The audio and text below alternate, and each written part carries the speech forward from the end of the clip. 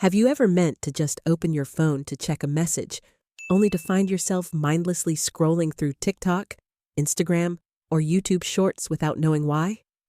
You plan to scroll for 5 minutes, but the clock has already struck midnight. You feel weak, undisciplined, and then disappointed in yourself. But the truth is, you're not addicted to social media.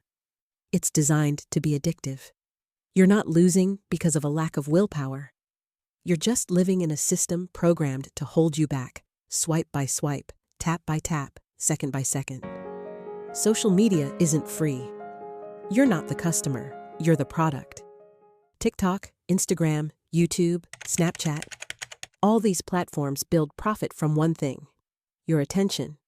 Every time you stop to watch a video, every swipe, every second you spend glued to the screen, it's an opportunity for them to display ads, collect behavioral data, and optimize monetization algorithms. But to keep you there longer, they don't just develop technology, they design psychological experiences.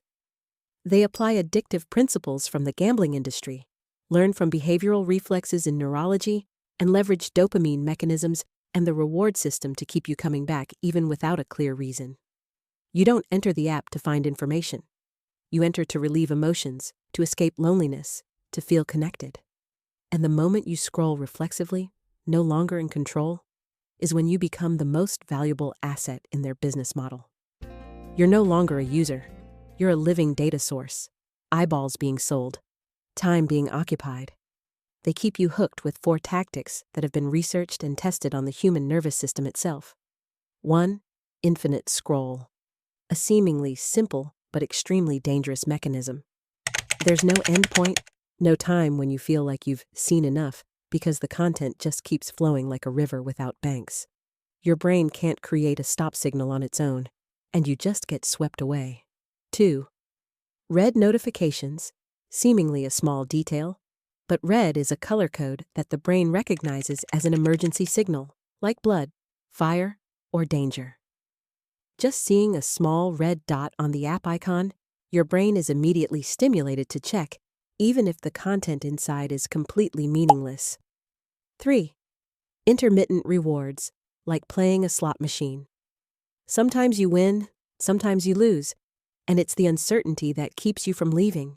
When scrolling through social media, you don't know when you'll come across a video that makes you laugh, feel moved, or empathize, so you keep scrolling, like a mouse pressing a button in a dopamine experiment. And 4. FOMO, fear of missing out. Every time you go offline, you wonder, am I missing a new trend, a hot drama, or something that everyone is talking about? The feeling of being left behind, of not knowing what's going on, triggers a social warning mechanism in the brain, causing you to return to the app not out of interest, but out of fear of being separated from the crowd. Have you ever felt inadequate just because you're looking at someone else's edited life? All those psychological games come at a price, and that price is you. You lose your ability to concentrate because your brain is used to being rewarded every 5 to 10 seconds. You feel insecure and self-conscious because you are constantly comparing yourself to hundreds of lives that have been colored and edited. You start to feel inferior because others always seem to be living better lives, and you feel emotionally exhausted because you enter social media for entertainment, but leave with anger, envy, or a nameless sense of emptiness.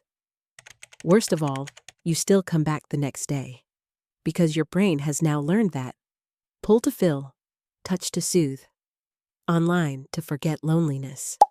When was the last time you felt truly happy?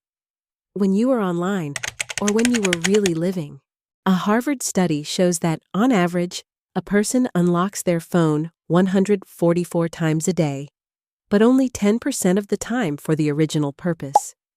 The rest is uncontrolled dopamine reflex. The problem isn't willpower, it's the hacked mechanism. You don't have to delete all your apps, or hide in the forest, or disappear from the internet, but you need to relearn how to master your own attention. Start with small things. Turn off all unnecessary notifications, so your brain isn't jerked around every time someone likes a photo or sends a meme. Set clear time limits for each app, like 20 minutes a day, not to force yourself, but to remind you that real life is waiting outside the screen. Dedicate at least one day each week to digital detox, to see what happens when you're not led by algorithms.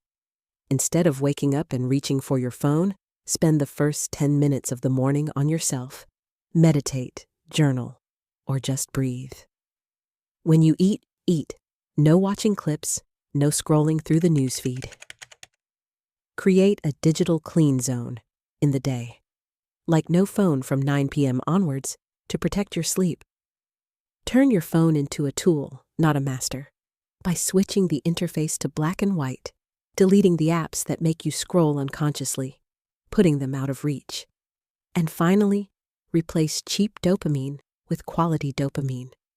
Walk in nature, play a musical instrument, hug loved ones, do something that makes you feel real.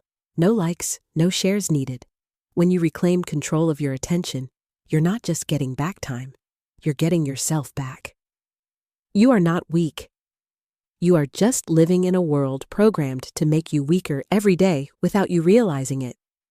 Just like fast food makes you full but never nourishes you, social media is fast food for the mind, convenient, addictive, but empty. And you deserve more than that. You deserve a clear, profound mind, not controlled by algorithms. You deserve freedom, not from your phone, but from the feeling that you are no longer in control of yourself. Because when you realize you are designed to be addicted, that's when you start to have the ability to choose again. Not reflexively, but consciously. Remember, social media isn't bad, but you need to be more awake than any algorithm. Because when you start setting boundaries, you don't just get your time back. You also regain your self-esteem, confidence, and depth in your own life. Something that no like can replace. If you found value in what I've shared, please consider subscribing so we can keep going on this journey together. Thank you for staying with me until the end of the video.